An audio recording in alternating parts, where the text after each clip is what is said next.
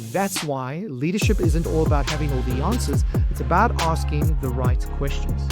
Hey everyone, I'm Dimitri, counselor, coach, speaker, and leadership specialist. For the past few years, I've had the privilege of working with hundreds of schools, companies, and leadership teams to build systems that turn confusion into clarity and talk into measurable results. And today I want to unpack one simple truth that completely changes how you lead. And that is, we don't manage people. Instead, we lead people and we manage tasks. In the next few minutes, you'll learn how this specific shift builds trust, creates ownership, and transforms performance without adding more meetings or even the need to micromanage. Let's get into it.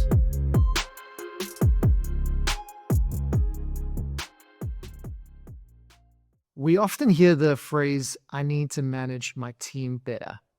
Now that sounds responsible, but it's actually a trap. Because the moment you start to manage people, you tend to stop leading them. You can manage time, you can manage systems, you can manage a task list, but it becomes really hard to manage a human being. Why? Because people are emotional, relational, and unpredictable. That's what makes them powerful. The more we try to control the person or control people, the less creative and confident they become. When people feel managed, they do tend to comply, but when they feel led, they commit. And that's the difference. Control versus clarity between a boss and a leader. Let's break this down from a psychological perspective. Control is external. It's about keeping things within your grip. Clarity is internal. It's about giving people direction and ownership. When leaders use control, they tend to create dependency. People wait for instruction, they avoid risk, and they play really small. But when leaders use clarity, they create autonomy. People start thinking for themselves, they make initiative, they build confidence. That's why leadership isn't all about having all the answers. It's about asking the right questions. Now, it's the difference between saying, did you do that? And asking, well, what's blocking you from doing that? One depends on compliance and the other develops character. Now, here's a framework I use with leadership teams all the time. Draw two columns and one titled managed on the left and other is called lead on the right. Let's fill them in together. So we manage time, we lead vision, we manage budgets, we lead purpose, we manage processes, we lead people. We manage systems, we lead values. We manage projects, we lead potential. We manage tasks, we lead trust. Everything on the left is measurable, mechanical, and procedural. Everything on the right is emotional, relational, and human. And you need both. Leadership isn't one or the other versus each other. It's both working together in unison. You manage the systems so that people can thrive within them.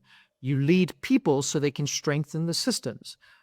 But so often the order is swapped around, but the order really matters. Lead first, manage second, and deal with that process later. I worked with a principal who was constantly frustrated with his team. He said, listen, I feel like I'm chasing adults to do their jobs every single week.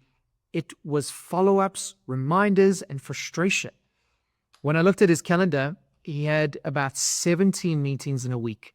Most of them were just to check in on progress. So I asked him, how many of these meetings are just to portray trust and see where they are, not just looking at tasks? He paused, then he said, none. So we changed that one thing.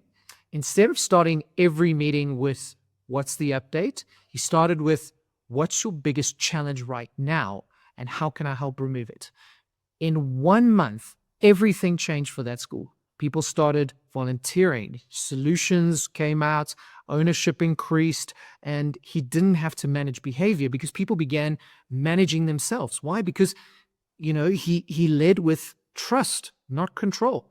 And leaders who understand this concept stop trying to get compliance. They tend to build commitment from this place. You can't manage passion. You can't manage creativity. You can't even manage ownership.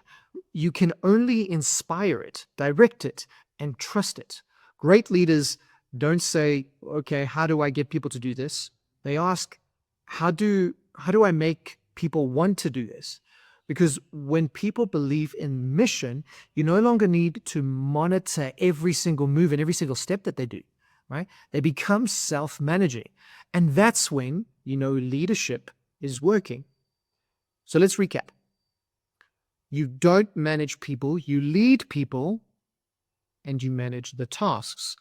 Management creates structure and leadership creates direction. You manage what you measure, but you lead what you love. My challenge to you this week is simple. Before you go and correct or check on somebody, pause and ask yourself, am I wanting to manage a task or am I wanting to lead a person? If it's a task, it's very simple. We just need to clarify the system. If it's a person, we need to clarify the vision, because people don't grow through control. They grow through clarity, trust, and belief. I'm Dimitri, and this is a practical psychology for leaders who build. See you in the next episode.